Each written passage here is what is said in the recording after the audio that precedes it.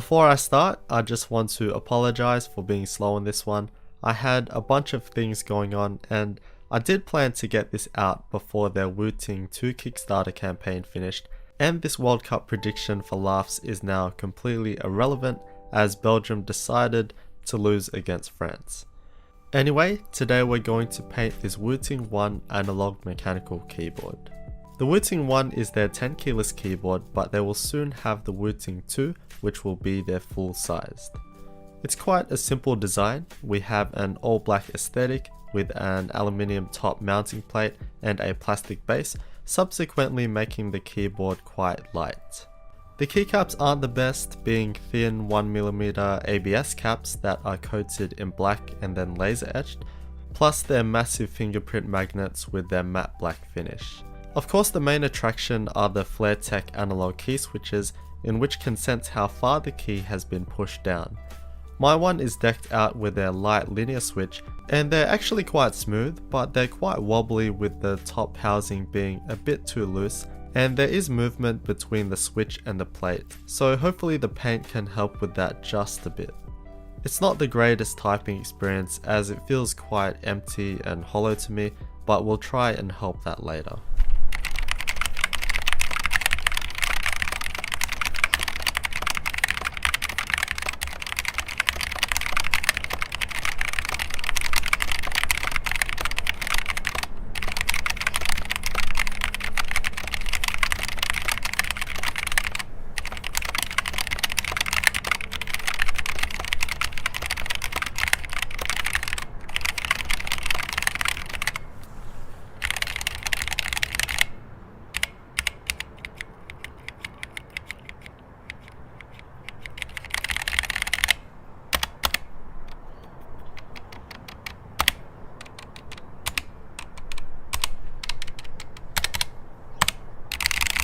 First step is the disassembly. The keyboard is simply held together by a couple of Phillips head screws, and since we're painting the plate, we're going to have to remove all the keycaps. The cool thing about the Wooting keyboards is that these FlareTech analog key switches can be pulled out without the need of desoldering work, by using the key switch puller tool that we got in the box. We then need to take out the plate mount stabilizers. All we need to do is press in the tabs and push up, and they easily pop out.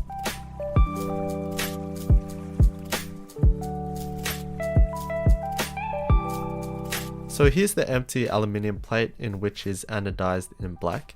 I'm not some paint expert, so I'm not exactly sure what the go is with painting over anodized aluminium.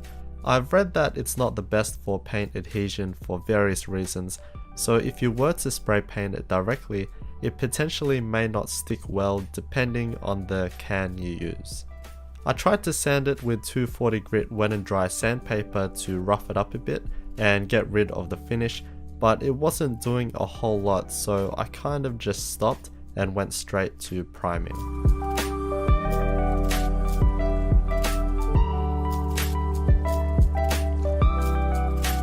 Basically, primer promotes adhesion so that the paint will stick better to the surface, and it also helps fill in small gaps and scratches.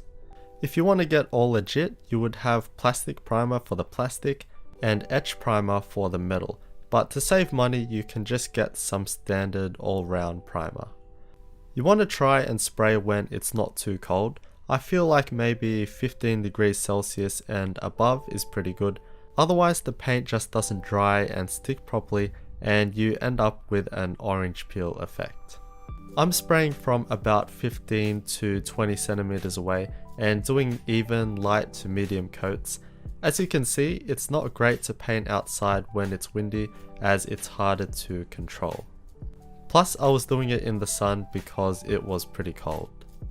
And I did 3 coats of that with some light sanding in between with some 800 grit wet and dry sandpaper. We want to sand in between coats to get rid of any lumps, bumps, scratches, dust, etc. But yeah, primer is very forgiving anyway as it is meant to be sanded.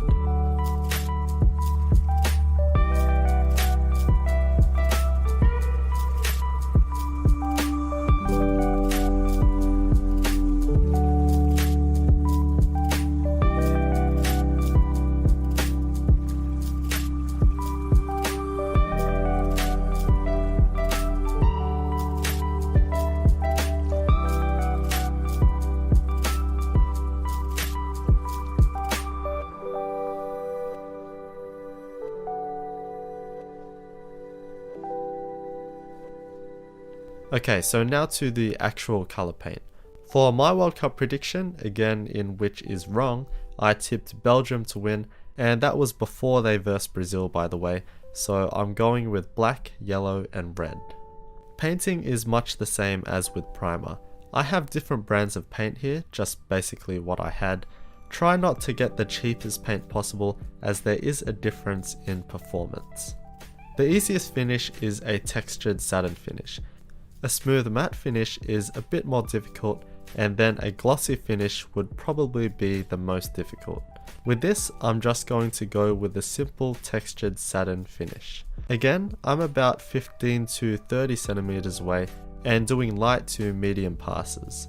It's always better to underspray than to overspray, so don't go hard too quick, otherwise you'll just give yourself more sanding to do. After the last coat, I let it sit for like 2 minutes and then went ahead and removed the tape so that there won't be any potential peeling with the paint drying over the tape. Having a closer look though, we can see that the paint didn't really stick well, so it kind of curdled, leaving some gaps, meaning that I just sanded it back a bit, again with just some 800 grit sandpaper, and then proceed to paint again.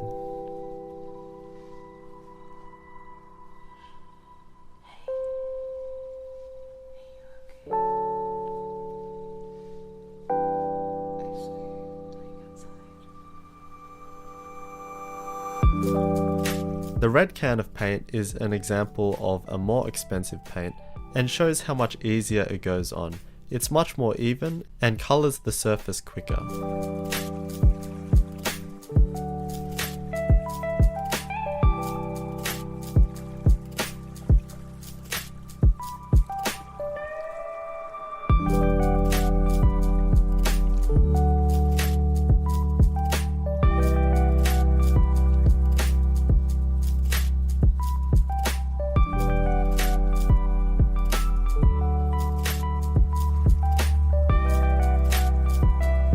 Now this is where I hit some real hurdles. First of all, the yellow can of paint was absolutely rubbish.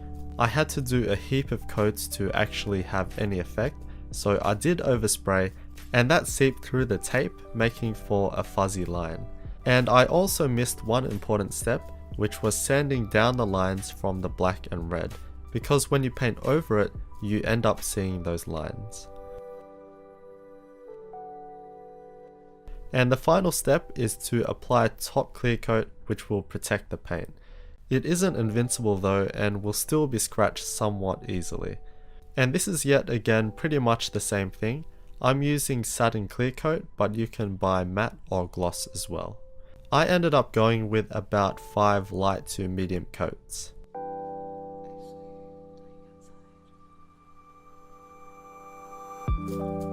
Now to the bottom piece. It's quite a complicated shell, especially with the cable routing channel, and this isn't ideal for painting, as you can end up with paint buildup if you truly try to cover everything. This also makes it difficult to sand evenly, so I'm going to skip that step and go straight to priming. And I'm not going to absolutely cover the cable routing channel, but you can if you want.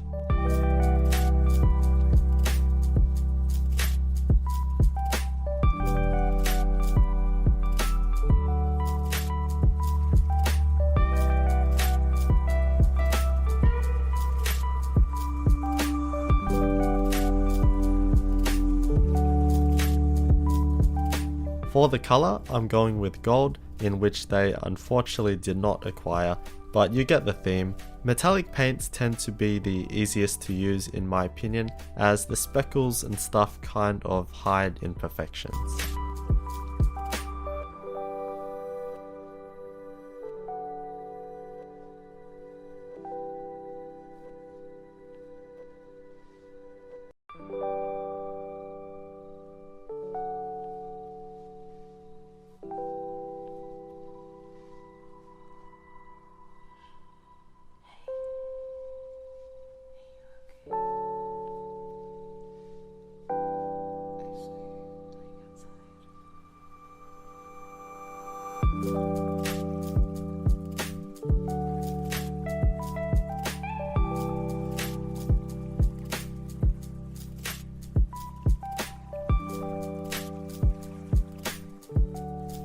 Now to put it all together.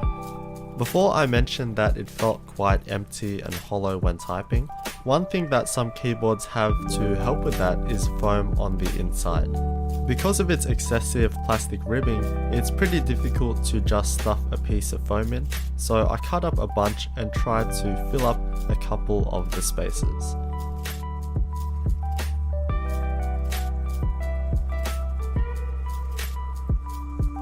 All of the silver screws are used to secure the USB port and the PCB to the plastic shell, and the black screws are for the top.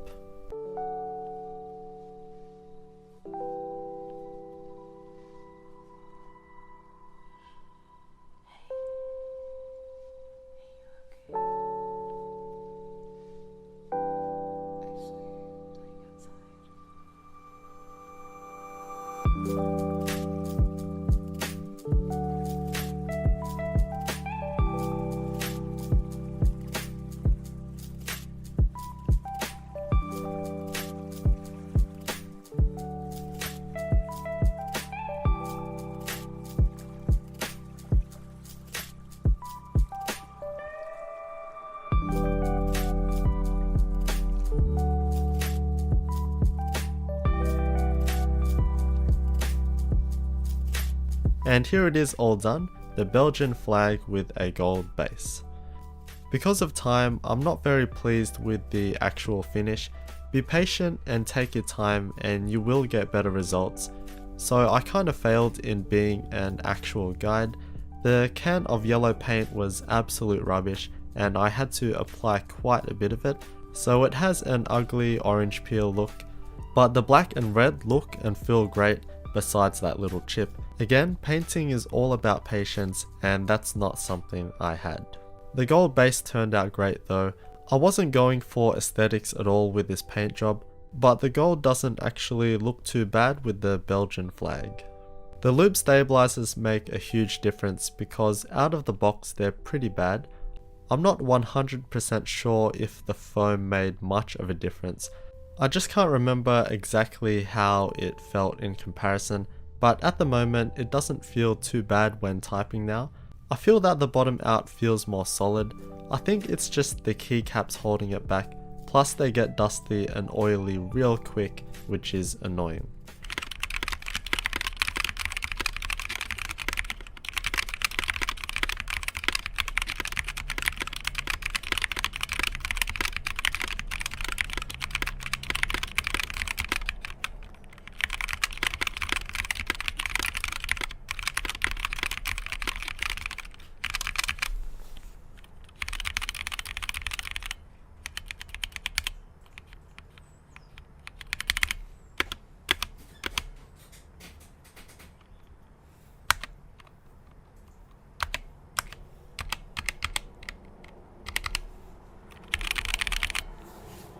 But the FlareTech analog key switches are pretty cool.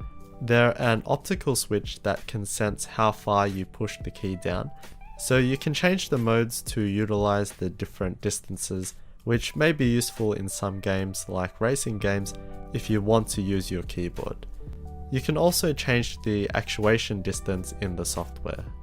The RGB backlighting is super vibrant as well, as the stems themselves do light up a bit, which is pretty cool. And again, you can have a bunch of lighting options in the software with some pretty cool presets.